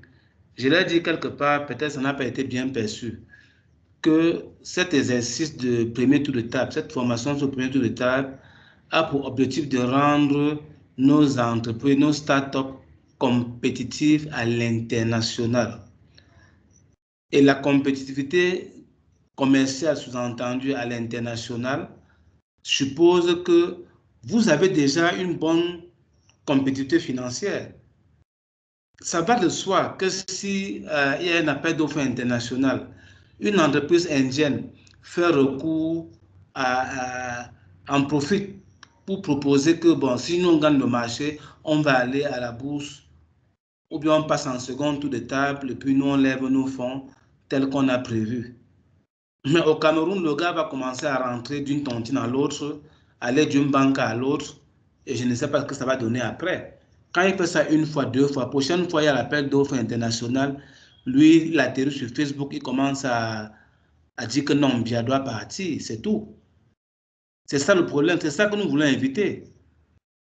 Donc, du coup, il faut se tirer vers le haut, au lieu de chercher à descendre ou bien à aligner le marché international sur nos caprices. Non, c'est pas ça. Les mots, c'est bon, mais j'ai pris la peine de détailler, de vous partager des vidéos, de vous partager de la documentation et tout ça en fonction des... Bon, vraiment, c'est 2 heures de temps. Ça, ce sont des trucs qu'on fait en une journée. On prend le soin et puis, en même temps, pour une entreprise avec qui nous travaillons, écoutez, on se retrouve dans un hôtel devant un séminaire et on fait premier tour de table pendant une semaine. Hein. Maintenant, ne mettez pas de faire le miracle en 2 heures de temps. Je suis d'accord qu'il veut comprendre le processus, mais je ne sais pas si c'est dans les 3 secondes qui nous restent que je dois expliquer le processus à Jonathan. Il est important de savoir où se trouve la solution que de s'encombrer avec la solution dans la tête. Je vous ai ouvert les yeux, je vous ai montré un cheminement. Maintenant, il va de soi à tout un chacun de prendre son temps. Il dit qu'il a étudié les Facebook et Google. Moi, je lui dis qu'il a étudié le storytelling. C'est tout. Merci. Merci pour ta réponse. On a 2 minutes. On va prendre le temps de répondre éventuellement à une ou deux autres questions, s'il y en a. Est-ce qu'on a des questions complémentaires? Sinon, je vais en profiter, moi. Je viens à l'instant de vous partager un sondage. C'était prévu de vous entendre cette fois sur l'ensemble. Alors, vous n'avez peut-être pas participé aux sessions précédentes, mais permettez-nous de recueillir un avis, votre avis, sur ce que vous gardez, ce avec quoi vous repartez ce soir. Donc, le sondage est relativement court. S'il vous plaît, je vous laisse y répondre. On va se dire au revoir quand il sera l'heure, mais vous pouvez commencer à y répondre. Et c'est l'occasion pour moi de l'introduire. Donc, je vais prendre la dernière minute, puisqu'il n'y a pas d'autres questions, pour vous remercier tous bien chaleureusement d'avoir été là ensemble pour vos questions qui ont apporté un éclairage, peut-être des questions que d'autres se posaient. Et surtout, merci à Rolin qui a donné de son temps 3 fois de suite pour amener cette question de la valorisation, comment dire, je ne veux pas dire dans les préoccupations des entrepreneurs parce que c'est vraiment un sujet qui est très mal maîtrisé, mais en tout cas pour la vulgariser et pour nous donner envie d'aller plus loin. J'espère que c'est ce que ça suscite en partie chez vous. Voilà, merci Rolin, merci infiniment pour ces heures que tu nous as offertes, pour les supports aussi qui permettent d'aller plus loin, les contenus. Si vous avez des questions qui vous arrivent entre-temps, n'hésitez pas, je crois que le chat de cette réunion reste ouvert. Donc, vous pouvez l'utiliser, mais vous pouvez aussi nous contacter. Alors, je vais mettre notre mail, l'équipe AFIM, nous les adresser directement, on les fera suivre si les questions ne nous sont pas destinées. Oui, il y a Daniel Malaga qui a levé la main. Daniel, écoute, je te laisse la parole avant de dire au revoir. Vas-y. D'accord, merci. Je voulais savoir comment on fait pour avoir des supports, puisque M. Roland disait tout à l'heure qu'il faille écrire en EB. Je ne sais pas si c'est par WhatsApp ou on écrit en EB à qui, déjà pour commencer. Bon, et ma prochaine préoccupation, merci monsieur Roland pour tout ce que vous nous avez partagé, c'est vraiment intéressant. Ça nous permet principalement moi, de réfléchir différemment. C'est vrai, j'ai déjà assisté à des conférences pareilles, mais pour vous, votre cours a été plus précis. Mais j'ai je sais pas, je veux savoir si quelqu'un veut entrer dans ce processus, comment il fait pour être accompagné, par exemple, par vous. Si quelqu'un veut rentrer dans ce processus, il voit Daniel. Ou je me trompe, Daniel? Pas du tout. On sera ravis de faire le lien. Donc, je mets là l'email d'AFIM. Comme on est dans le cadre d'AFIM, on sera ravis. Moi, je parlais d'écosystème tout à l'heure parce qu'effectivement, on connecte les personnes entre elles. J'ai mis l'adresse email d'AFIM, Daniel. Tu peux nous écrire et je fais le lien avec le cabinet M2B, avec Roland en particulier. Oui, que ce soit pour le premier volet ou le deuxième volet. Normalement, Daniel, tu peux mettre le support dans le chat box de Teams, puisqu'on y a accès à la session. Je crois que c'est encore... Oui, tout à fait. Je vais mettre le support de ce soir et les autres aussi, comme ça vous les deux autres, directement. c'est ce que je voulais dire. Donc, Asia mettre les trois supports dans le chat box pour permettre à ceux qui ont accédé à pouvoir les avoir, quoi. Yes. On le fait dans la foulée. Merci Daniel pour ta question. Et je crois encore une fois que le chat reste accessible, hein, parce que sinon ce serait dommage, mais il l'est. Donc, ce sera la voie la plus simple. Je commence par le dernier. Moi, je l'ai mis. Hop, il arrive. Il arrive, Daniel. Why don't you leave? Il ne veut pas partir. Voilà. Donc, j'ai mis le premier. Je mets les autres à la suite. OK, il est 20h03. Pendant que je finis de mettre les pièces jointes, laissez-moi clôturer cette session. Voilà, en vous souhaitant un excellent week-end. On en retrouve certains demain avec beaucoup de plaisir. Et pour les autres, n'hésitez pas à nous écrire. Alors, c'est vrai qu'en ce moment en particulier, comme nous sommes en parallèle, en plein tournage, nous sommes pas toujours très réactifs, mais vraiment, écrivez-nous. On reprend le fil quoi qu'il arrive, parce que voilà, ça participe de ce que nous faisons ici, de créer l'écosystème. N'hésitez pas à utiliser nos adresses mail, les numéros de téléphone que vous avez pour nous contacter. Nous tâcherons de vous répondre. Passez un bon week-end. Bonne soirée à tous. Merci beaucoup. Merci TBM. Mettez des cœurs. Il aime bien les cœurs. Bye bye.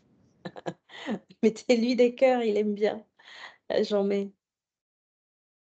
Ah. Comme ça, bonne soirée à tout le monde.